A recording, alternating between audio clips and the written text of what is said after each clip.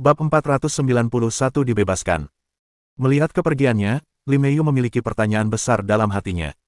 Apa yang terjadi tadi, kenapa aku marah, mungkinkah aku benar-benar menyukainya? Tidak mungkin, sama sekali tidak mungkin. Li Meiyu langsung membantah ide ini. Meskipun pria ini tampan, dia sama sekali berbeda dari kesan Li Meiyu tentang pangeran tampan. Saya pasti marah karena tidak tahan melihat pria ini tidak setia dalam percintaan, ya, pasti begitu. Setelah dia menemukan pembenaran yang masuk akal, dia kembali ke kamarnya dengan tenang. Di pusat penahanan distrik timur, Dai Hongbing tidak dapat tidur sekejap pun. Setelah Qin Haodong dan yang lainnya pergi, dia merasa tidak mungkin teman sekelasnya bisa menyelamatkannya. Namun, teman sekelas yang baru pertama kali dia temui ini memberinya perasaan dapat dipercaya.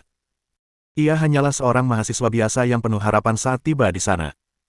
Namun, ia mengalami malapetaka karena tindakan kebenaran yang berani. Dia sempat merasa marah dan benci. Namun, dia masih belum mampu memadamkan kebaikan dalam dirinya. Sama seperti saat dia menjawab Qin Haodong sebelumnya, dia akan tetap mengulurkan tangan membantu jika dia menghadapi situasi seperti itu lagi. Tanpa disadari, malam perlahan memudar dan matahari pagi terbit di langit. Sinar matahari kemasan bersinar melalui jeruji besi dan masuk ke dalam sel penjara seperti sarang laba-laba. Tiba-tiba, pintu besi sel penjara dibuka dari luar. Seorang penjaga penjara berteriak, "Dai Hongbing, keluar." Dai Hongbing telah beradaptasi dengan kehidupan di penjara selama beberapa hari terakhir. Setelah berkata ya, dia langsung keluar melalui pintu sel. Dia kemudian mengulurkan tangannya dan menunggu untuk diborgol. Penjaga penjara menatapnya, lalu tersenyum dan berkata, "Kali ini Anda tidak perlu diborgol, Anda telah dibebaskan." Apa yang kau katakan?" Dai Hongbing benar-benar tercengang. Ia tidak percaya apa yang didengarnya, tangannya masih terentang. Ia berdiri di sana seperti patung batu. "Kasus Anda telah diselidiki secara menyeluruh, Anda tidak bersalah dan sekarang telah dibebaskan." Dai Hongbing mencengkeram tangan sipir penjara dan berkata sambil tersedak, "Maksudmu, kasusku sudah terpecahkan, aku dibebaskan, benarkah itu?" Dia menangis terseduh-seduh karena emosi. Itu adalah air mata kebahagiaan. Hanya dia yang tahu betapa besarnya penderitaan yang dialaminya selama di penjara, terutama bagi seseorang yang berhati murni. Pada suatu ketika, ia sempat ingin pingsan berkali-kali dan bahkan mencoba bunuh diri. Namun, ia didukung oleh sebuah keyakinan. Saat itu, perlawanannya mencapai titik puncaknya dan air matanya pun mengalir, berkat pembebasannya. Tiba-tiba dia jadi bingung. Kenapa dia dibebaskan saat itu? Apakah karena teman sekelasnya kemarin? Meskipun saya tidak bisa mengatakan bahwa orang baik akan selalu diberi penghargaan, saya dapat menjamin bahwa Anda akan mendapatkan perlakuan yang adil. Kata-kata tegas Qin Haodong terdengar di telinganya.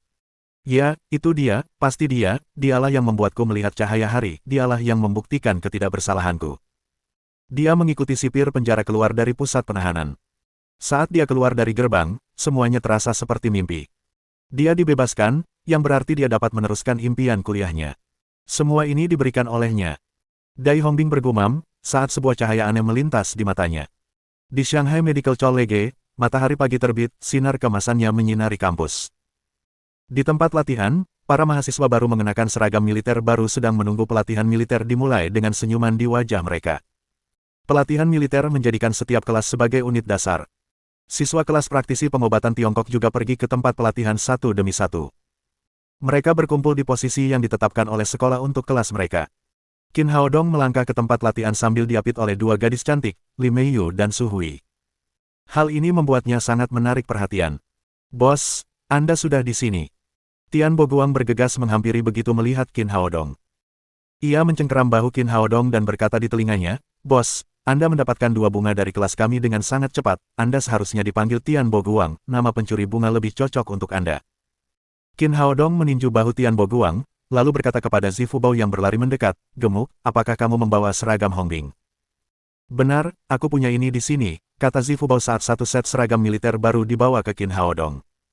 Dia juga mengenakan seragam militer.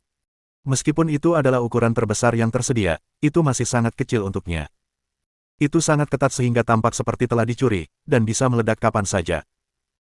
Qin Haodong mengangguk dan berkata, "Siapkan seragamnya, saat Dai Hongbing tiba nanti, berikan padanya segera, tidak seorang pun dari 508 saudara asrama kita boleh hilang."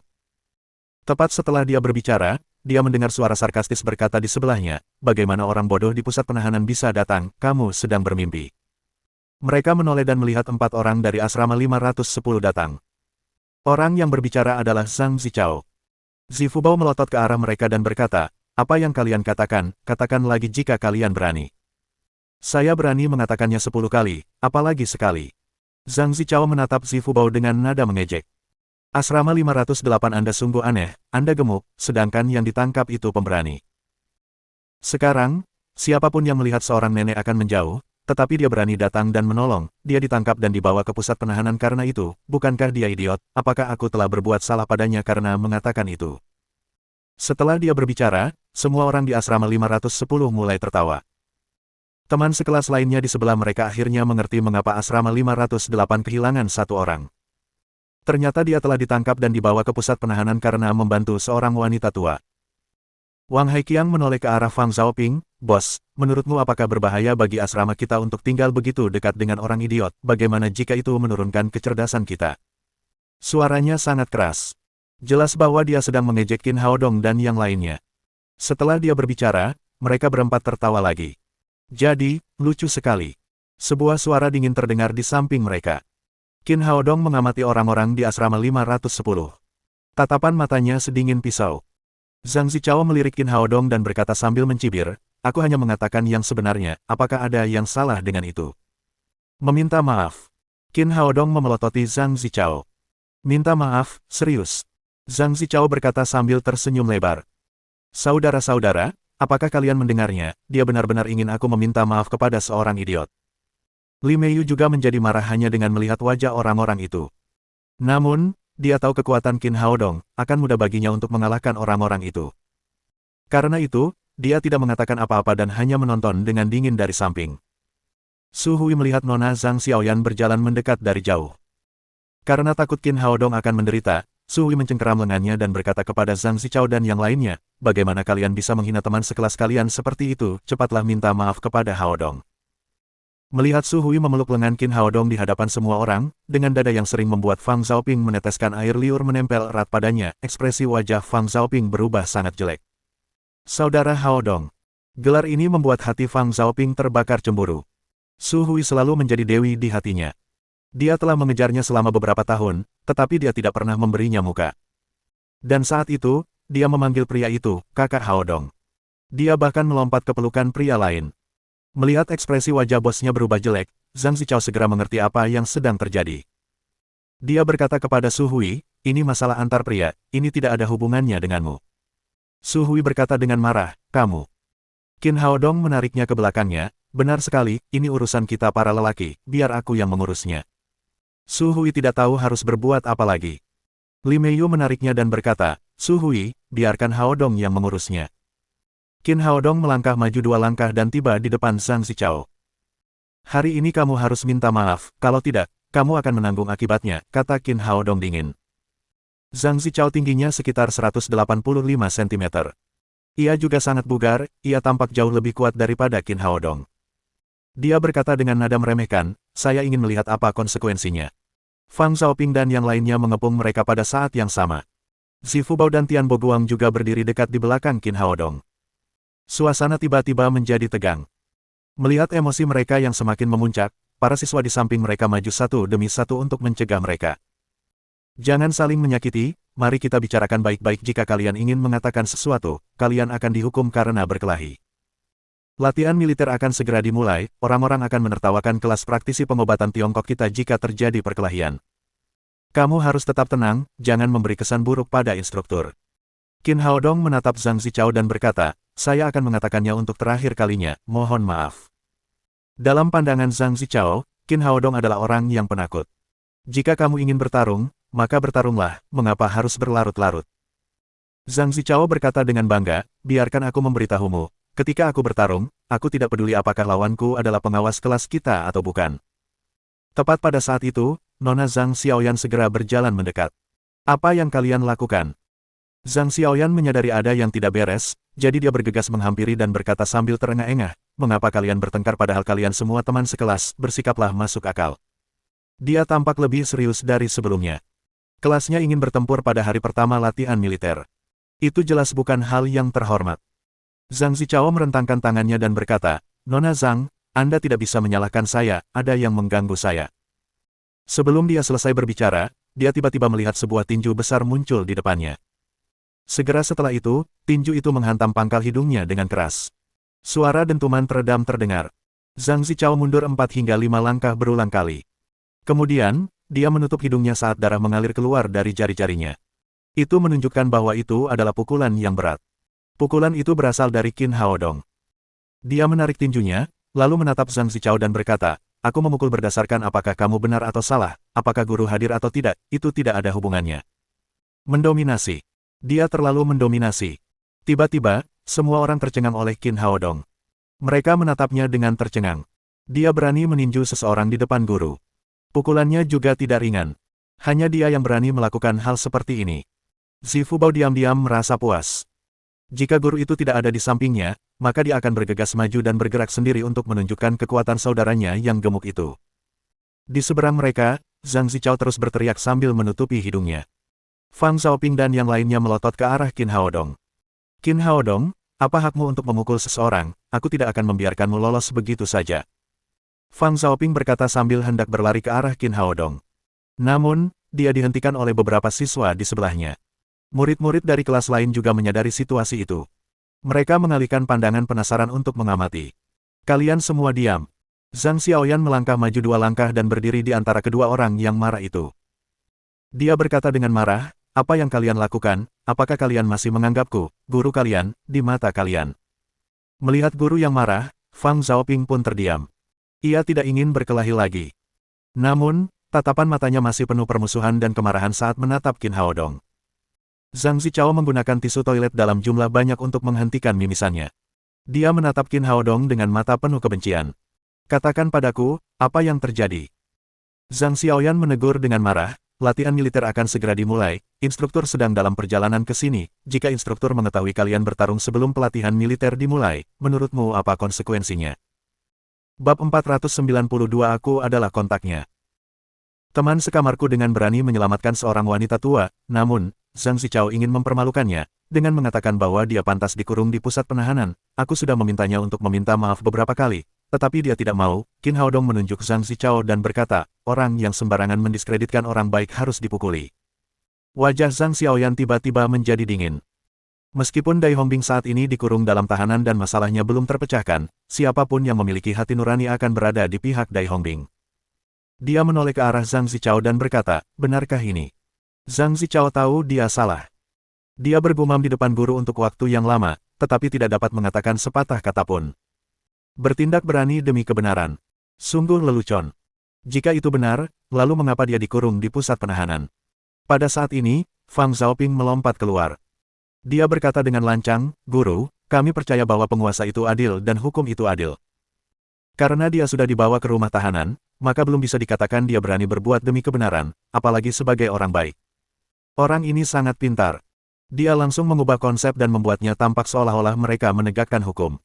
Hal ini membuat Zhang Xiaoyan tiba-tiba terdiam.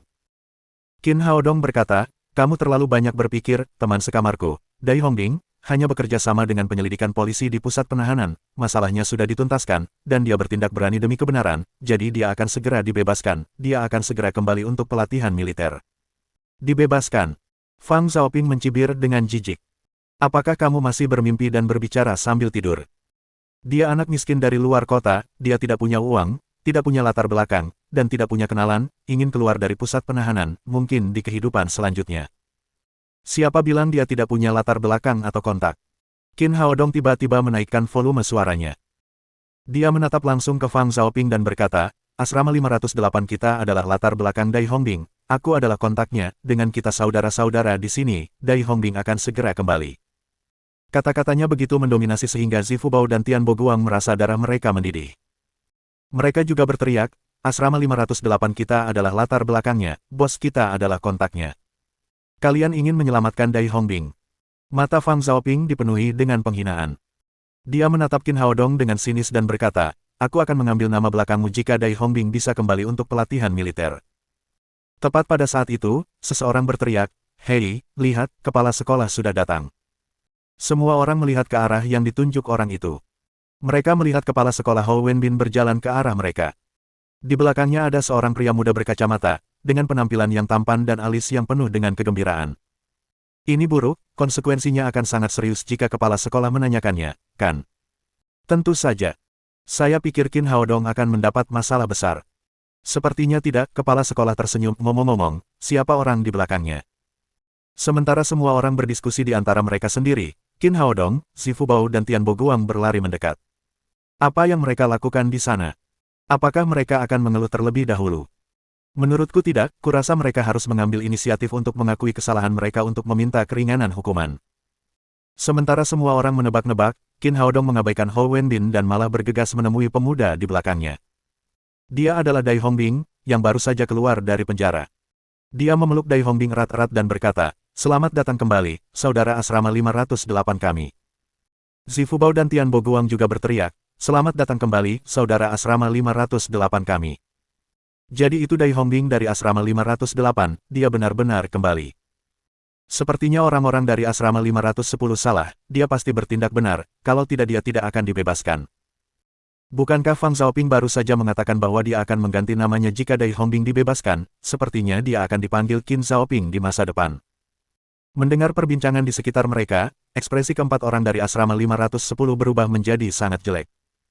Fang Xiaoping menatap Zhang Zichao, bukankah pamanmu mengatakan bahwa dia tidak akan bisa pergi? Zhang Zichao berkata dengan ekspresi getir, paman saya adalah seorang polisi lalu lintas, dia menduga Dai Hongbing tidak akan bisa keluar dari situasi ini, siapa yang tahu bagaimana anak ini bisa keluar? Ehem. Hou Wenbin, yang berdiri di samping, tidak dapat menahan batuk beberapa kali. Anak-anak itu tidak menganggap kepala sekolah sebagai kepala sekolah, dan mengabaikannya begitu saja. Zhang Xiaoyan berjalan mendekat dan berkata, "Kepala sekolah Hou, apa yang terjadi?" Hou Wenbin berkata, "Nona Zhang, para siswa di kelas Anda telah memperoleh kehormatan besar bagi sekolah kita tahun ini. Biro Keamanan Publik baru saja menetapkan bahwa Dai Hongbing bertindak berani demi kebenaran. Begini, ini sertifikat penghargaan dan bonusnya." Sambil berbicara, dia memberikan Zhang Xiaoyan sebuah sertifikat merah besar dan sebuah amplop besar yang terbuat dari kertas kraft. Siswa yang membawa nama baik sekolah kita harus dipuji. Tim pelatihan militer akan tiba dalam waktu setengah jam, ayo bersiap-siap. Setelah Hou Wenbin pergi, Dai Hongbing tiba-tiba menjadi fokus semua orang. Qin Haodong mengambil seragam militer baru dan memberikannya kepada Dai Hongbing. Dia berkata, "Kakak, ganti bajumu dulu." "Terima kasih." Dai Hongbing menatap Qin Haodong dengan penuh rasa terima kasih.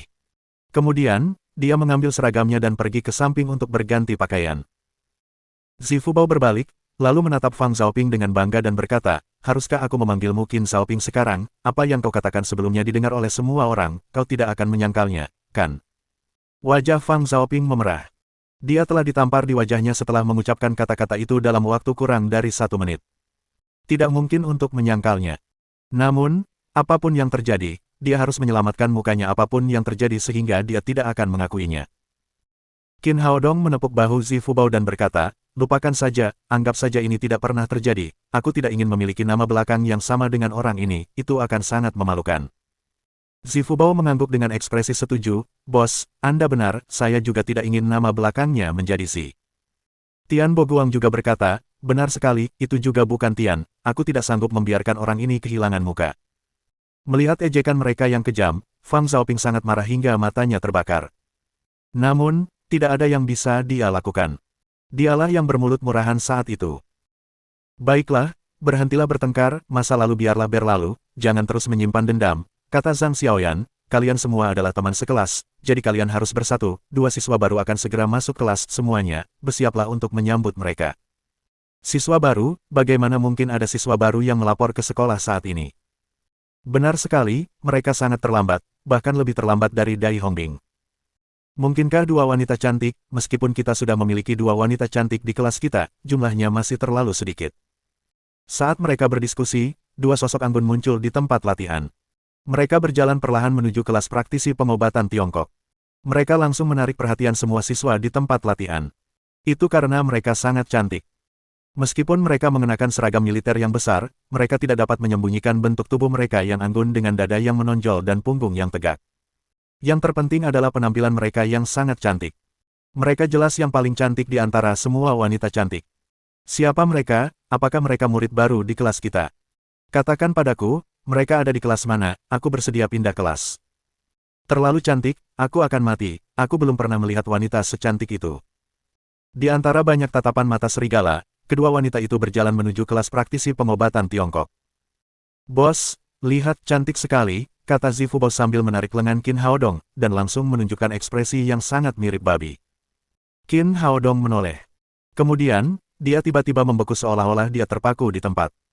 Tian Boguang menatap Qin Haodong dan berkata sambil tersenyum, "Bos, saya pikir Anda orang yang berpengetahuan luas, saya tidak menyangka Anda akan kehilangan ketenangan setelah melihat wanita cantik." Li Meiyu mengulurkan tangan dan mencubit pinggang Qin Haodong. Kemudian, dia berkata dengan cemburu, "Kenapa, mereka lebih cantik daripada Su Hui dan aku?" Baru pada saat itulah Qin Haodong tersadar. Lalu, dia cepat-cepat berkata, "Tidak mungkin, kamu yang paling cantik." Dari segi penampilan, Li Meiyu dan Su Hui serta kedua mahasiswa baru itu tidak jauh berbeda.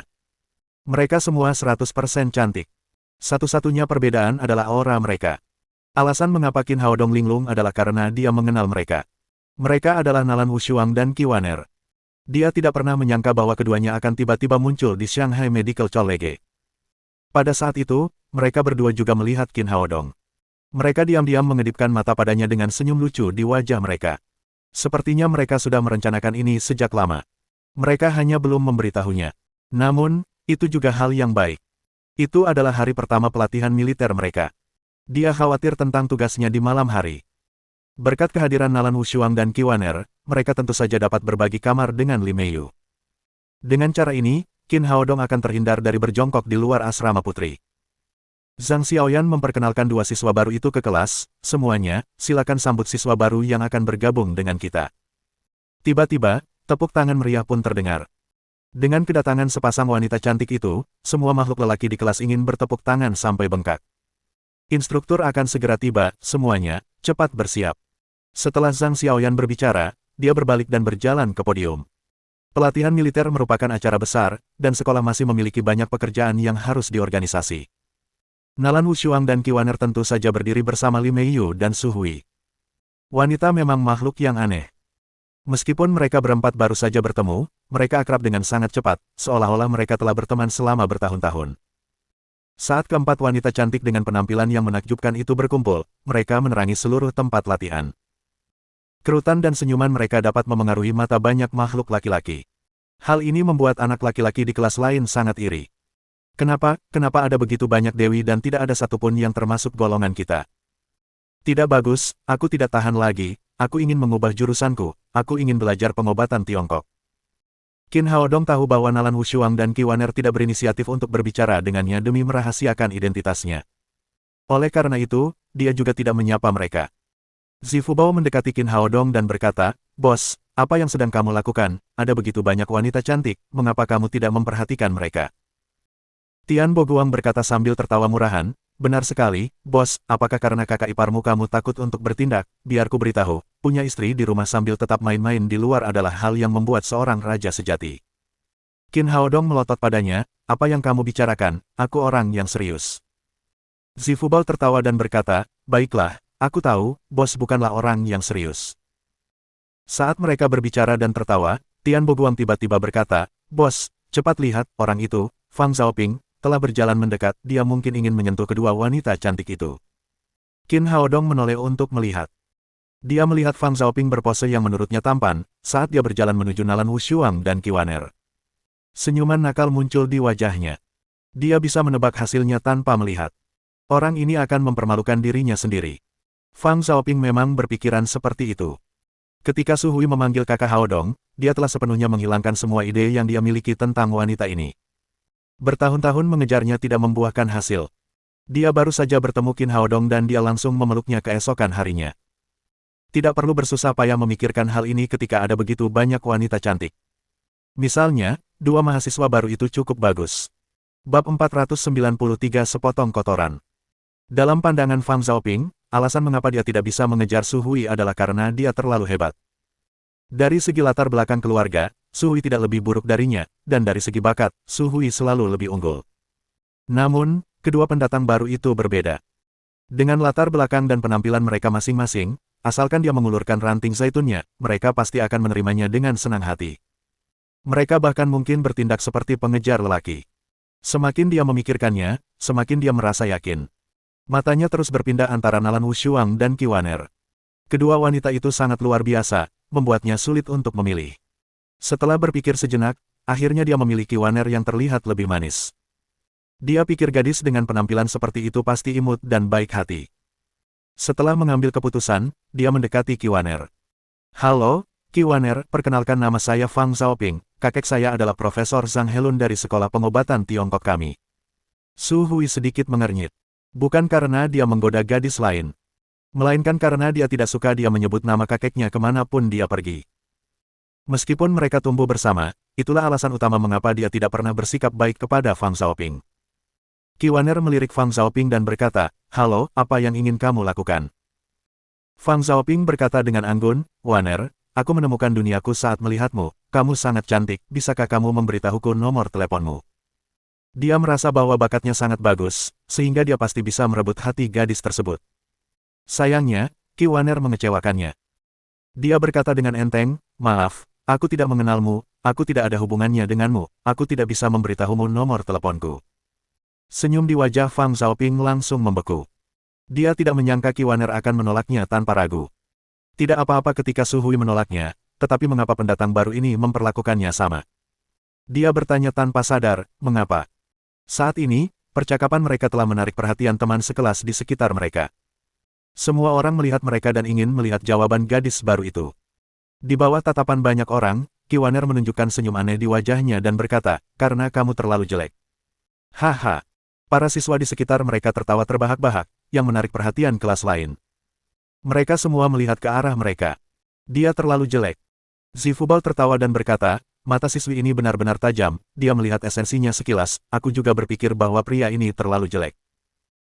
Tian Boguang juga tertawa dan berkata, "Dia sangat miskin, dia sangat jelek, tetapi dia merasa dirinya tampan, apakah dia tidak punya cermin di rumah, tidakkah dia akan melihat dirinya sendiri di pantulan toilet saat dia bangun di pagi hari?" Fang Xiaoping tiba-tiba tidak bisa tenang karena tatapan sinis dari kerumunan yang tertuju padanya. Dia dengan marah berteriak pada Zifubao dan Tian Boguang, "Apa yang kalian bicarakan? Kalian mengatakan aku jelek, apakah kalian lebih tampan dariku?" Zifubao tertawa dan berkata, "Ada yang salah dengan otakmu, apa kau tidak mendengar apa yang baru saja dia katakan, kalau kau tidak jelek, bagaimana mungkin kau ditolak oleh Kiwaner?" "Kamu!" Fang Xiaoping sangat marah hingga wajahnya pucat. Dia berteriak marah, "Coba saja kalau kamu punya kemampuan, aku akan mengalah pada apapun jika dia tidak menolakmu."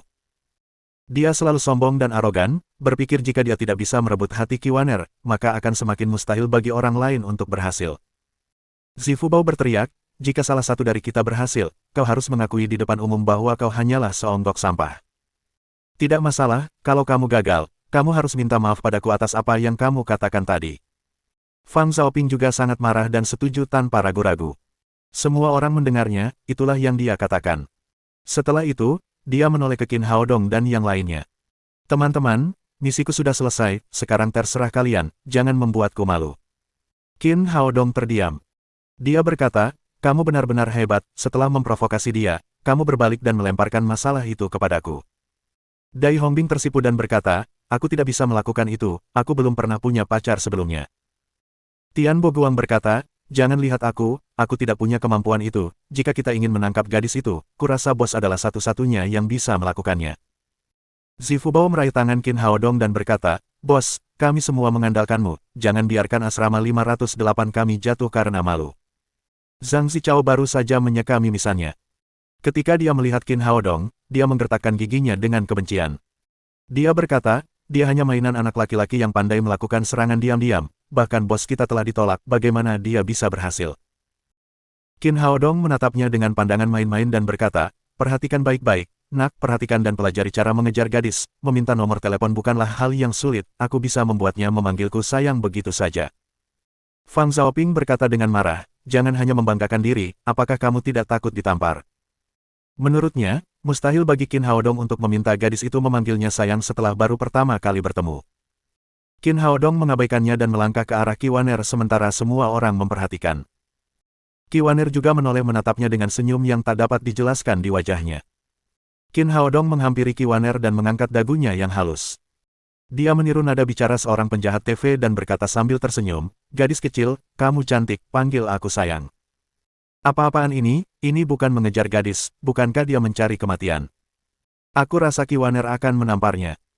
Dia terlalu percaya diri, dia mungkin berhasil jika dia hanya meminta nomor telepon, sekarang dia hanya bisa ditolak.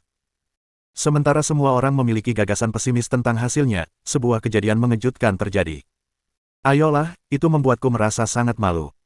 Kiwaner menatapnya dengan menawan lalu berkata dengan suara manis, sayang, aku merindukanmu. Tidak hanya itu, setelah itu, dia berinisiatif mencium pipi Qin Haodong. Apa-apaan ini, apa yang kulihat? Apa-apaan ini, aku masih sendiri, apa karena aku terlalu konservatif saat mengobrol dengan cewek? Kurasa aku harus mengubah gaya bermainku di masa depan, saat mengejar seorang gadis, aku harus lebih berani dan tidak tahu malu. Semua orang di ruangan itu terkejut. Tidak ada yang menyangka bahwa Qin Haodong akan benar-benar berhasil. Fang Xiaoping tidak menyangka bahwa gadis yang menolaknya tanpa ragu-ragu malah menerima Qin Haodong. Apa yang terjadi, mengapa mainan anak laki-laki begitu populer sekarang? Bos, kau sangat perkasa, kau benar-benar kuat. Zifubao berteriak putus asa di samping mereka. Tian Boguang berteriak, bos, terimalah rasa hormatku, kau idolaku. Melihat pihaknya menang, Zifubao menoleh dan berteriak pada Fang Xiaoping, semua orang sudah melihatnya, sekarang saatnya bagimu untuk memenuhi janjimu, beritahu semua orang identitas aslimu, kamu sebenarnya hanya seonggok sampah. Telinga dan wajah Fang Xiaoping begitu merah sehingga tampak seolah-olah darah akan segera menetes dari wajahnya. Dialah yang mengucapkan kata-kata itu. Ada begitu banyak orang yang menonton. Dia tidak bisa menarik kembali kata-katanya sekarang, bukan? Dia harus mengakui bahwa dia orang yang menyebalkan, tapi dia tidak bisa mengatakannya dalam hal apapun. Melihat bosnya malu, Wang Haiqiang memutar matanya dan berkata, kalian semua salah. Sebenarnya, bos kita tidak berbicara tentang Kiwaner, tetapi tentang gadis baru lainnya. Kau harus membuatnya menciummu juga. Benar, benar. Fang Xiaoping berkata cepat, itulah yang kumaksud tadi. Zifubao tiba-tiba marah dan memarahinya, tidak bisakah murid-murid di kelas 510 bersikap lebih tidak tahu malu? Mengapa sikapmu berubah begitu cepat? Tian Boguang juga menangis, benar sekali, tadi, kamu jelas-jelas berbicara tentang Kiwaner, tetapi sekarang kamu mengatakan Nalan Wushuang, apakah kamu berbicara omong kosong?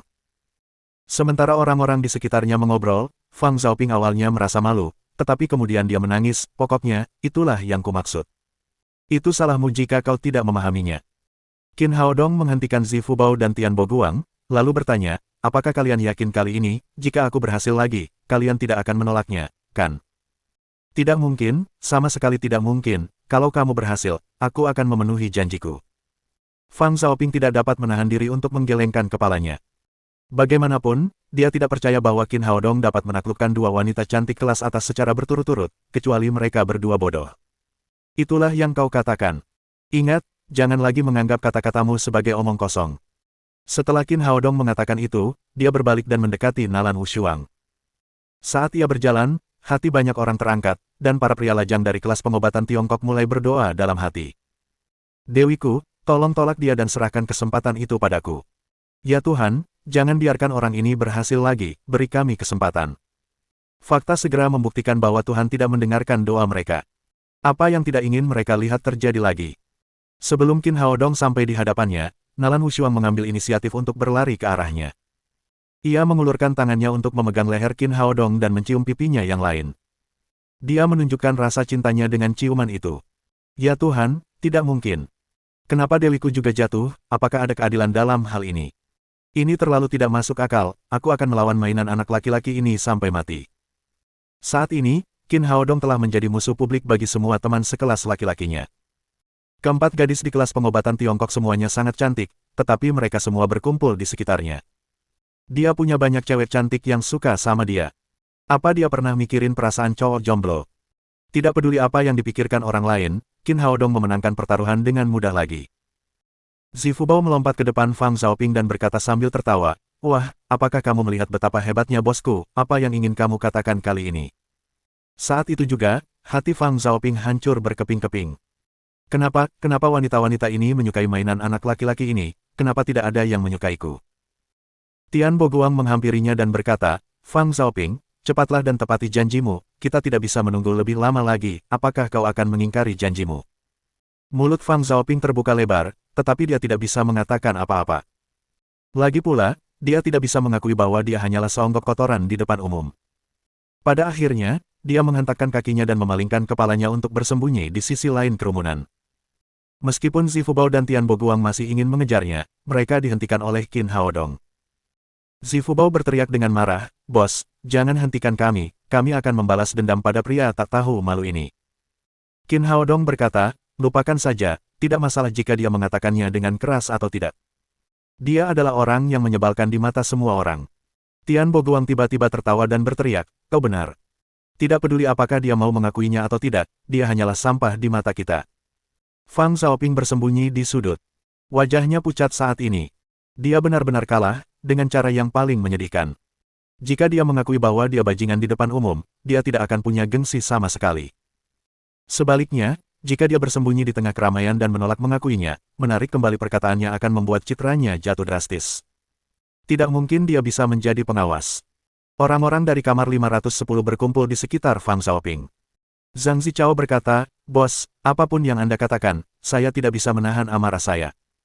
Fang Xiaoping terdiam sejenak, lalu ekspresinya perlahan kembali normal. Ia berkata, "Tidak masalah, ini baru permulaan, kita akan punya banyak kesempatan di masa depan." Li Guojun berkata, "Bos besar benar, meskipun orang-orang itu memiliki sedikit keuntungan saat ini, mereka akan segera menjalani pelatihan militer, kualitas fisik mereka tidak sebanding dengan kita dapat mengalahkan mereka saat waktunya tiba, agar semua orang dapat melihat kekuatan asrama kita." Fang Xiaoping berkata, "Kamu benar, kita semua pernah berpartisipasi dalam kamp pelatihan militer sebelumnya, jadi kita memiliki dasar tertentu dalam kualitas militer, nanti, kita akan tampil dengan baik dan memastikan bahwa semua orang di kamar 508 ditekan oleh kita." Ketika dia mengatakan itu, momentum mereka meningkat pesat. Wang Haiqiang berkata, "Jangan khawatir, bos, lihatlah orang-orang lemah di 508, terutama pria gemuk itu, dia bahkan tidak bisa mengantre bersama kita, bagaimana dia bisa mengalahkan kita?" Zhang Zichao berkata, "Ya, apapun yang terjadi, kita pasti menang dalam latihan militer." Saat mereka sedang mengadakan pertemuan kecil, Li Meiyu menatap Qin Haodong dengan serius. Dia merasa bahwa pria ini semakin sulit untuk dipahami. Dia seperti misteri. Dia bisa melihat bahwa Nalan Wushuang dan Qi Waner sombong dan angkuh. Bagaimana orang ini melakukannya? Bagaimana dia bisa dekat dengan kedua wanita cantik itu sekaligus? Selain itu, Qin Haodong mengatakan bahwa dia ingin mengejarnya, tetapi satu-satunya hal yang telah dia lakukan adalah meyakinkannya untuk tinggal di rumahnya. Dia tidak menunjukkan rasa cinta atau sanjungan, dan bahkan tatapan matanya sangat jernih. Meskipun keduanya hampir tidak dapat dipisahkan pada saat-saat biasa, dia lebih seperti pengawal daripada pengejar. Apa yang ingin dilakukan pria ini? Su Hui tetap acuh tak acuh. Dia hanya peduli dengan keterampilan medis dan menutup mata terhadap apapun yang dilakukan Qin Haodong. Nalan Wushuang dan Qi Waner tersenyum tipis di pipi mereka yang halus. Semua ini telah diatur oleh mereka, dan tampaknya efeknya tidak buruk. Tian Boguang dan Zifubao mengepung Qin Haodong, sementara Dai Hongbing memperhatikan mereka dengan penuh minat. Zifubao berkata, "Bos, selama Anda bersedia mengajari saya buku rahasia untuk mengejar gadis, saya akan melakukan apa saja untuk membalas budi Anda dalam hidup ini, Anda dapat meminta saya melakukan apa saja." Penampilan Qin Haodong saat itu benar-benar meyakinkannya. Jika dia bisa belajar lebih banyak tentang kemampuan ini, dia akan bisa mengucapkan selamat tinggal pada masa lajangnya pada waktunya. Qin Haodong tertawa dan berkata, "Rahasiaku adalah aku tampan, kau tidak bisa menirunya." "Aku bisa, bos, aku bisa." Tian Boguang berkata dengan nada menyanjung, "Bos, meskipun aku tidak setampan dirimu, aku masih sedikit berbakat, kamu harus melatihku dengan baik. Ayolah, kamu punya banyak pacar, kamu tidak bisa mengincar gadis lain." Tian Boguang buru-buru berkata, "Bos, meskipun aku punya banyak pacar, mereka tidak cocok, kau tidak bisa membakar gunung sendirian, tidak mengizinkanku membawa cahaya ke dalam kegelapan rumahku." Ketika mereka tengah asyik berbincang-bincang dan tertawa, tiba-tiba terdengar teriakan keras dari kejauhan. 1, 2, 3, 4. Suara itu bergema di langit dan segera menarik perhatian semua guru dan siswa. Satu regu yang mengenakan seragam militer terlihat berbaris menuju tempat latihan. Para prajurit itu berjalan serempak dengan semangat yang membara. Para instruktur pasukan khusus dari daerah militer Shanghai akhirnya tiba. Mereka muncul di hadapan para mahasiswa baru Fakultas Kedokteran dengan penuh semangat. Setelah tiba di mimbar, para instruktur tersebut langsung bubar dan mencari kelas yang telah ditentukan. Para siswa kelas pengobatan Tiongkok juga segera berkumpul, dan tak lama kemudian seorang pria tinggi dan kuat muncul di hadapan mereka. "Nama saya Yan Feiyu, mulai sekarang, saya instruktur Anda bisa memanggil saya instruktur Yan." Yan Feiyu baru berusia awal 20-an. Dia berdiri tegak, tetapi ekspresinya kaku dan ada sedikit ketidakpedulian di matanya. Dapat dilihat bahwa dia adalah orang yang sangat sulit bergaul. Halo, Instruktur Yan. Instruktur Yan sangat tampan. Instruktur Yan, berapa umurmu tahun ini? Apakah kamu bisa menembak? Sudah berapa tahun kamu bertugas di ketentaraan? Para siswa ini penuh rasa ingin tahu tentang pasukan khusus dan segera mulai membicarakannya. Diam. Yan Feiyu berkata dengan dingin, mari kita lihat seperti apa penampilanmu. Mulai sekarang, kalian adalah prajurit, tidak seorang pun diizinkan berbicara sebelum kalian mendapatkan izinku. Melihat sang instruktur begitu serius, para siswa langsung menjadi gugup dan menutup mulut mereka. Mulai sekarang, kita akan memulai latihan militer, kalian semua harus bersemangat, fokus, dan mendengarkan perintahku. Bab pertama latihan militer, berdirilah dalam barisan, dan semuanya, lihat ke kanan. Setelah menerima perintah Yan Feiyu, mereka semua dengan cepat melihat ke arah siswa di sisi kanan, kebanyakan dari mereka adalah siswa yang tidak memiliki pengalaman, jadi efeknya tidak ideal. Karena sedikit kebingungan saat itu, kamar Qin Haodong nomor 508 berada di baris pertama, dan kamar Fang Xiaoping nomor 510 berada di baris kedua. Fang Xiaoping dan yang lainnya telah berpartisipasi dalam kegiatan pelatihan militer selama liburan mereka, jadi kinerja mereka cukup baik. Namun, 508 orang teman sekamarnya tidak dapat hadir. Mereka tidak memiliki pengalaman pelatihan militer, terutama Zifu Bao, yang ukuran tubuhnya beberapa kali lebih besar dari yang lain. Dia sangat besar, sehingga sangat mendadak baginya untuk berdiri dalam antrean. Yan Feiyu mengoreksinya beberapa kali, tetapi tampaknya barisan pertama tidaklah ideal. Ia tidak dapat menahan diri untuk tidak kehilangan kesabaran. Ia berdiri di barisan depan dan berteriak, tidakkah kau lihat bahwa kau ada di mana-mana, cepatlah dan antrilah dengan teman-teman sekelasmu. Setelah itu, dia melangkah masuk ke dalam antrean, mengulurkan tangannya dan menepuk perut Zifu Bao. Apa yang kamu lihat? Aku sedang berbicara denganmu. Kamu bahkan tidak berdiri dalam antrean dan kamu bahkan tidak memiliki semangat kolektif, apa yang bisa kamu lakukan? Fang Xiaoping dan yang lainnya berdiri di barisan terakhir, dengan seringai di wajah mereka. Mereka bersorak gembira saat melihat Zifu Bao dimarahi. Zifu Bao segera bergerak mundur secepat yang ia bisa dan menyusul Qin Haodong yang ada di sebelah kanannya. Namun, dia sangat gemuk sehingga pantatnya yang besar tampak menonjol jika dilihat dari belakang. Yan Feiyu pergi ke sisinya lagi dan menendang pantatnya. Semua orang antri, kenapa pantatmu menonjol? Gara-gara kamu, kita jadi nggak bisa antri dengan benar. Qin Haodong sedikit mengernyit. Instrukturnya terlalu kasar, tidak bisakah dia melihat betapa gemuknya Zifu Bao? Instruktur harus mengajar sesuai dengan kondisi siswa. Jika orang gemuk harus berdiri persis seperti siswa yang kurus, maka pelatihan militer tidak boleh dilakukan kecuali dia dapat langsung membuat orang gemuk menjadi kurus. Wajah Zifu Bao memerah, tetapi dia tetap diam. Dia mencoba mengangkat pantat besarnya dan bergerak maju. Namun, Yan Feiyu masih memarahi Zifu Bao, apakah kamu babi, perutmu juga terlalu besar, apakah kamu memiliki konsep kolektif, bahkan siswi perempuan dapat berdiri bersama secara teratur, mengapa kamu tidak bisa melakukan itu? Setelah dia berkata demikian, murid-murid yang lain tidak dapat menahan tawa. Khususnya Fang Xiaoping dan anak buahnya, mereka tertawa sangat gembira. Di mata mereka, melihat Zifu Bao dimarahi adalah hal yang paling membahagiakan. Zifu Bao berkata, maaf, instruktur, saya sudah bekerja keras, tetapi saya tidak bisa melakukannya karena saya terlalu gemuk. Diamlah, apakah aku mengizinkanmu berbicara? Yan Feiyu berkata dengan agresif, menjadi gemuk bukanlah alasan bagimu, apakah para pemimpin akan mempertimbangkan apakah kamu gemuk atau tidak ketika mereka memeriksa formasi? Kau bodoh, kau tolol, bahkan seekor babi pun masih lebih baik daripada kau yang berdiri di sana. Saat dia sedang memarahi Zifu Bao, dia tiba-tiba mendengar suara dingin di sebelahnya berkata, diam, kamu tidak pantas menjadi instruktur. Suaranya tidak keras, tetapi mengejutkan semua orang yang hadir. Siapa ini? Beraninya dia berbicara langsung kepada instruktur kita seperti itu. Yan Feiyu bahkan lebih marah. Ini bukan pertama kalinya dia menjadi instruktur. Dia pernah melatih siswa dan prajurit biasa, tetapi tidak ada yang berani membungkamnya. Dia menoleh dan melihat seorang mahasiswa muda berdiri di sampingnya dan menatapnya dengan dingin. Tidak ada rasa takut atau menyerah di matanya. Tanpa diduga, pada hari pertama pelatihan militer, martabat instruktur militer itu dipertanyakan. Dia berteriak, apa yang baru saja kamu katakan? Apa kau tidak mendengarku dengan jelas, kau tidak pantas menjadi instruktur? Qin Haodong melangkah maju 2 langkah dan keluar dari antrean. Ia menatap langsung ke Yan Feiyu dan berkata, sebagai instruktur, Anda tidak mengajari kami metodenya. Anda hanya meminta kami melakukan apa yang Anda minta. Ini bukan metode pengajaran yang tepat. Ini adalah alasan pertama yang membuat Anda tidak memenuhi syarat.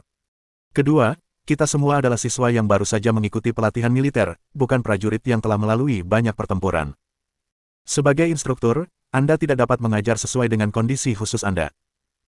Hal terakhir dan yang paling penting adalah, meskipun teman sekelasku gemuk, lalu kenapa? Apakah gemuk itu dosa? Apakah gemuk itu kesalahan? Itu hanya masalah kesehatan fisik. Mengapa kamu menyerangnya secara verbal? Mengapa kamu terus-menerus menghinanya? Kamu bahkan tidak punya rasa hormat terhadap para siswa, jadi menurutku kamu tidak memenuhi syarat untuk menjadi instruktur kami. Perkataannya nyaring, kuat, dan masuk akal, yang langsung mendapat persetujuan dari sebagian besar teman sekelasnya. Melihat Qin Haodong yang membelanya, suasana hati Zifu Bao cukup terganggu, ia bahkan hampir menangis. Selama bertahun-tahun, ia telah menderita banyak penghinaan karena kegemukan, dan ia bahkan sudah agak terbiasa dengan hal itu. Ia tidak pernah menyangka bahwa seseorang akan berdiri untuk mencari keadilan baginya. Namun hari itu, ia memiliki seorang teman yang melakukannya untuknya, dan orang ini adalah saudaranya. Terjadi pertikaian antara instruktur dan siswa, yang langsung menarik perhatian dari mimbar. Kepala sekolah, Hou Wenbin, dan Zhang Xiaoyan segera berlari menghampiri, dan Komandan Pasukan Khusus Shanghai, Duan Bailian, bergabung dengan mereka. Melihat Qin Haodong berdiri di depan antrean dan Yan Feiyu melotot padanya, Hou Wenbin tak kuasa menahan sakit kepala. Pacar Nona Zhou benar-benar pembuat onar. Ia baru saja ditahan beberapa hari lalu, dan pada hari pertama pelatihan militer ia langsung berhadapan dengan instrukturnya. Dia tidak berbicara langsung, mengingat identitas khusus Qin Haodong.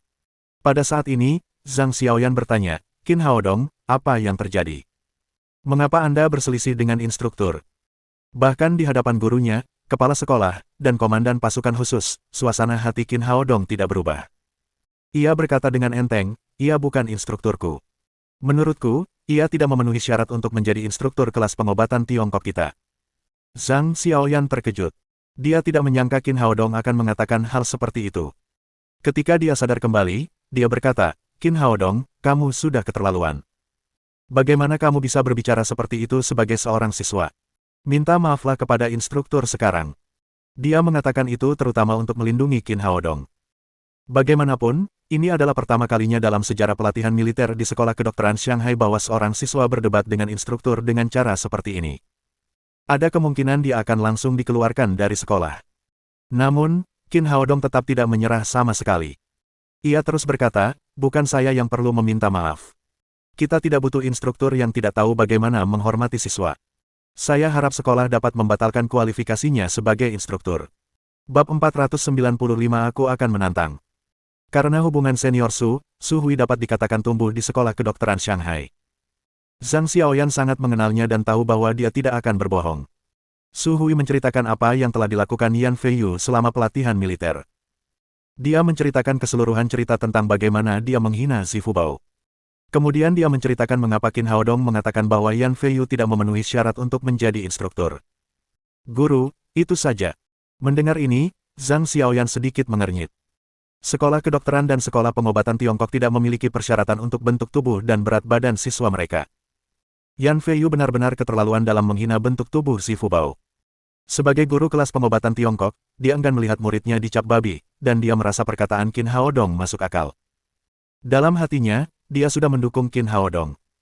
Namun, dia hanya seorang guru dan tidak memiliki hak untuk menghukum instrukturnya, jadi dia berbalik untuk melihat Hou Wenbin dan komandan batalion di sebelahnya, Duan Bailian. Hou Wenbin juga mendengar dengan jelas bahwa Yan Feiyu harus bertanggung jawab atas masalah ini. Dia menghela napas lega dalam hatinya, tetapi dia tetap diam. Masalah ini akan lebih baik ditangani oleh Duan Bailian. Duan Bailian melangkah maju 2 langkah dan menatap Yan Feiyu dengan tajam.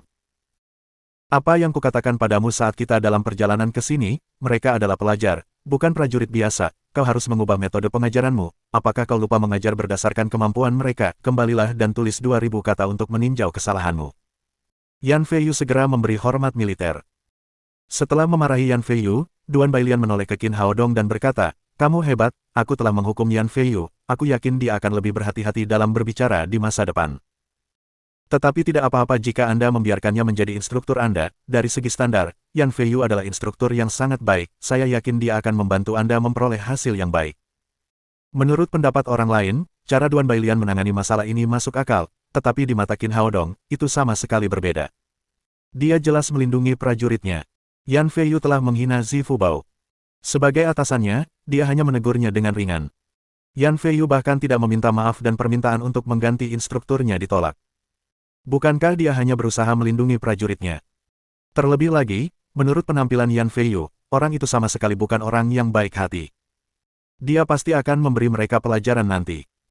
Melihat dia tidak yakin, Zhang Xiaoyan berkata cepat, Qin Haodong, Komandan Duan sudah menegur instruktur, lupakan saja dan teruslah berlatih. Dia juga mengerti cara Duan Bailian dalam melakukan sesuatu. Jika seorang instruktur diganti dalam waktu sesingkat itu selama pelatihan militer, pasukan khusus di wilayah militer Shanghai akan kehilangan muka. Menurutnya, sebagai seorang pelajar, Qin Haodong telah mendapatkan cukup rasa hormat untuk mendapatkan hasil ini. Dia harus menerimanya. Tanpa diduga, Qin Haodong melangkah maju dan melanjutkan, Presiden Hall, Komandan Duan, saya tetap pada pendapat saya, orang ini tidak cocok menjadi instruktur kita, saya meminta Anda untuk menggantikannya. Hou Wenbin berkata, Qin, Komandan Duan sudah mengambil tindakan, saya rasa sudah cukup, mungkin kita tidak perlu mengganti instruktur. Kepala sekolah sudah berbicara, tetapi Qin Haodong tidak menyerah. Ia melanjutkan, Presiden Hall, saya tetap pada ide saya, orang ini tidak cocok menjadi instruktur kelas pengobatan Tiongkok kita. Fang Xiaoping dan yang lainnya mencibir diam-diam. Mereka mengira orang ini sangat bodoh karena berani membantah kepala sekolah. Kepala sekolah pasti akan marah besar. Namun, keadaan di luar dugaan mereka. Hou Wenbin tidak menunjukkan tanda-tanda kemarahan, dia tetap diam. Dia bermaksud membiarkan Duan Bailian menangani masalah ini. Duan Bailian mengerutkan kening. Tentu saja, dia tidak ingin mengganti instruktur, ini terkait dengan wajah pasukan khusus Shanghai. Mahasiswa, meskipun cara Yan Feiyu melakukan sesuatu agak salah, itu belum sampai pada titik yang bisa membenarkan pemecatannya, jadi aku tidak bisa menyetujui permintaanmu. Mata semua orang tertuju pada wajah Qin Haodong. Zifubao terus mengedipkan mata padanya, mengisyaratkan agar dia berhenti karena masalah ini sudah selesai. Qin Haodong mengabaikan tatapan Zifubao dan berkata kepada Duan Bailian, Panglima Duan, bagaimana persyaratan untuk menggantikannya dapat dipenuhi? Wajah Duan Bailian langsung menjadi gelap. Siswa ini benar-benar tidak tahu bahwa ia harus puas dengan apa yang pantas. Dia berkata dengan dingin, menurut peraturan militer, hanya ada satu syarat untuk mengganti instruktur, Anda harus lebih kuat darinya, jika tidak, Anda tidak punya alasan untuk mengusulkan penggantian instruktur. Perkara ini pada mulanya adalah kesalahannya sendiri, tetapi tidak dapat diatasi oleh siswa yang keras kepala ini, sehingga ia ingin memanfaatkan kondisi yang sulit ini untuk menakut-nakutinya. Tanpa diduga, Qin Haodong berkata tanpa ragu, dalam hal ini, Qin Haodong, siswa kelas pengobatan Tiongkok, meminta untuk menantang instruktur, Yan Feiyu. Keputusannya jauh di luar dugaan Hou Wenbin dan Zhang Xiaoyan. Zhang Xiaoyan bergegas maju dan berkata, Qin Haodong, jangan impulsif. Qin Haodong tersenyum dan berkata, saya tidak impulsif, saya rasa saya memang jauh lebih baik daripada orang itu. Ekspresi Yan Feiyu berubah. Meskipun dia sedikit kasar, kualitas militernya sangat luar biasa. Dia sebenarnya salah satu yang terbaik di antara semua instruktur yang hadir. Akan tetapi, murid tersebut tidak hanya terus-menerus mencari-cari kesalahannya, tetapi juga mengusulkan untuk menantangnya, yang mana hal tersebut sangat membuatnya jengkel. Duan Bailian menatapnya dan berkata dengan suara yang dalam, anak muda, kamu harus memikirkannya. Tantangan kita bukanlah ujian matematika, tetapi proyek militer. Qin Haodong berkata dengan acuh tak acuh, tidak masalah, aku akan menantangnya apapun yang terjadi. Wajah Duan Bailian menjadi lebih gelap. Menurutnya, pria di depannya tidak tahu bagaimana cara maju atau mundur. Di militer kami, ada syarat untuk menantang instruktur, jika menang, kami akan mengganti instruktur, jika gagal, Anda akan dikeluarkan dari militer. Qin Haodong berkata, tidak masalah, keluarkan saya jika saya gagal, Presiden Hou. Begitu dia mengatakan ini, wajah orang-orang di sekitarnya berubah. Zifubao berkata, bos, ini sama sekali tidak mungkin. Qin Haodong tersenyum dan berkata, tidak ada yang tidak bisa kulakukan. Tidak ada yang bisa menghina saudaraku tanpa membayar harganya. Zhang Xiaoyan tampak gugup saat berbicara, Qin Haodong, apakah kamu gila, tidak mudah bagi orang tuamu untuk mendukungmu di perguruan tinggi, bagaimana bisa mempertaruhkan kariermu seperti ini? Qin Haodong berkata dengan percaya diri, jangan khawatir, guru, saya tidak akan kalah. Meskipun dia sangat percaya diri, para siswa di sekitarnya tidak optimis. Tidak ada yang mengira bahwa dia lebih baik daripada Yan Feiyu dalam hal kualitas militer. Keempat orang di kamar 510 malah mencibir, menunggu untuk melihat orang sok suci itu dikeluarkan dari sekolah tinggi kedokteran. Duan Bailian menjadi semakin marah. Karena pria itu tidak tahu kapan harus berhenti, dia akan memberinya pelajaran. Hou Wenbin berada dalam dilema, dan dia tidak tahu bagaimana harus memutuskan. Dia juga tidak terlalu menghargai Qin Haodong. Bagaimana mungkin seorang mahasiswa baru, dalam hal kualitas militer, lebih baik daripada instruktur pasukan khusus di Shanghai? Tidak diragukan lagi bahwa dia akan kalah dalam tantangan itu. Jika dia kalah, haruskah dia mengeluarkannya dari perguruan tinggi? Dia tidak akan mampu menyinggung Nona Zhou jika dia mengeluarkan Qin Haodong. Namun, jika dia tidak mengeluarkannya, itu pasti akan membuat Duan Bailian tidak senang dan juga akan memengaruhi hubungan yang sedang dibangun antara sekolah dan wilayah militer Shanghai. Seolah-olah Qin Haodong telah melihat isi hatinya, Qin Haodong berkata, "Presiden Ho, mohon setujui, saya akan menanggung semua konsekuensinya." Baiklah, baiklah kalau begitu. Melihat sikap tegas Qin Haodong, Ho Wenbin hanya bisa mengangguk dan setuju, tetapi dia sudah mulai membuat rencana lain di dalam hatinya. Dia sedang memikirkan cara untuk menyingkirkannya. Karena kepala sekolah sudah menyetujuinya, Qin Haodong menoleh ke Duan Bailian dan berkata, "Sekarang kita bisa mulai, bagaimana kita bertanding?" Duan Bailian menoleh ke Yan Feiyu dan berkata, "Siswa ini ingin menantangmu, beranikah kau menerima tantangannya?" Yan Feiyu melangkah maju dan berteriak, "Komandan, saya menerima tantangannya." Dia sudah penuh amarah, dia bersumpah untuk memberi pelajaran pada siswa yang sombong itu dan mengeluarkannya. Duan Bailian berkata, "Baiklah, mari kita mulai tantangannya. Kompetisi ini akan mencakup 3 babak. Babak pertama adalah berdiri dalam posisi militer, babak kedua adalah tentang push-up fisik, dan babak ketiga adalah tentang keterampilan bertarung." Untuk kompetisi, Duan Bailian memikirkannya, jadi ia menyertakan semua keterampilan militer, kekuatan fisik, dan keterampilan bertarung. Dalam hatinya, ia tidak ingin prajuritnya kalah dari seorang pelajar, karena hal itu akan membuat pasukan khusus di wilayah militer Shanghai kehilangan muka. Setelah rincian tantangan dikonfirmasi dan tidak ada pihak yang mengajukan keberatan, tantangan tersebut resmi dimulai. Keributan itu menarik perhatian regu pelatihan lainnya. Mereka belum pernah mendengar ada siswa yang menantang instruktur. Kalau saja instruktur mereka tidak menahan diri, mereka pasti sudah ikut bersenang-senang. Meski begitu, siswa lain berinisiatif untuk melihatnya. Kompetisi sudah dimulai. Bagian pertama adalah berdiri dalam posisi militer. Demi menjaga keadilan, Duan Bailian, Zhang Xiaoyan, dan Ho Wenbin akan menjadi juri dan mereka akan memimpin kompetisi bersama-sama. Duan Bailian berkata kepada Qin Haodong dan Yan Feiyu, "Sekarang, mari kita mulai kompetisinya, siapa yang ingin menjadi yang pertama?" Yan Feiyu dengan bangga berkata kepada Qin Haodong, "Aku bisa memberimu kesempatan untuk melakukannya terlebih dahulu." "Tidak, sebaiknya kau datang lebih dulu, aku belum pernah berdiri dalam posisi militer sebelumnya, aku perlu belajar darimu." Semua orang di sekitarnya terkejut dengan tanggapan Qin Haodong. Dia tidak pernah berdiri dalam posisi militer dan tidak pernah menerima pelatihan militer. Dia bahkan secara langsung ingin menantang instrukturnya. Apakah orang ini gila? Yan Feiyu hampir tersedak. Apa yang sebenarnya terjadi? Seorang pria yang tidak tahu apa-apa ingin menantangku dan ingin belajar dariku saat itu juga. Apa yang sedang dipikirkannya? Apakah dia pikir itu semudah minum air? Tampaknya berdiri dalam posisi militer itu sederhana, tetapi tanpa kerja keras selama bertahun-tahun, Anda tidak akan memahami intisarinya. Karena tantangannya sudah dimulai, maka tidak ada yang bisa ia lakukan. Ia hanya bisa maju terlebih dahulu dan tampil. Seperti yang dikatakan Duan Bailian, kualitas militer Yan Feiyu masih sangat tinggi. Dia sangat ahli dalam postur militer sehingga dia berdiri tegak. Duan Bailian mengangguk pelan. Sebagai seorang prajurit, meskipun Yan Feiyu memiliki beberapa kekurangan dalam karakternya, kualitas militernya masih bagus. Ho Wenbin dan Zhang Xiaoyan benar-benar tidak tahu harus berkata apa saat ini. Di satu sisi, Yan Feiyu adalah instruktur yang sangat baik, dan di sisi lain, Qin Haodong adalah siswa baru yang tidak tahu cara berdiri dalam posisi militer. Tidak ada perbandingan sama sekali di antara mereka. Namun, Qin Haodonglah yang mengusulkan tantangan itu, yang seperti memukul batu dengan telur. Qin Haodong mengabaikan pikiran orang lain dan menatap Yan Feiyu dengan saksama. Memang benar bahwa dia belum pernah berdiri dengan posisi militer sebelumnya, dia juga tidak mengetahui dasar-dasar berdiri dalam posisi militer, tetapi mustahil baginya untuk kalah dalam permainan ini. Siapakah dia? Dia adalah Kaisar Kayu Hijau, jiwanya sangat kuat. Saat ini, dia telah melihat setiap titik kunci dari postur Yan Feiyu. Dia bahkan dapat melihat otot-otot Yan Feiyu dengan jelas. Setelah pengamatannya, setidaknya dia tidak akan kalah dari Yan Feiyu. Namun, dia tidak puas dengan ini. Dia ingin Yan Feiyu dan Duan Bailian mengakui kekalahan.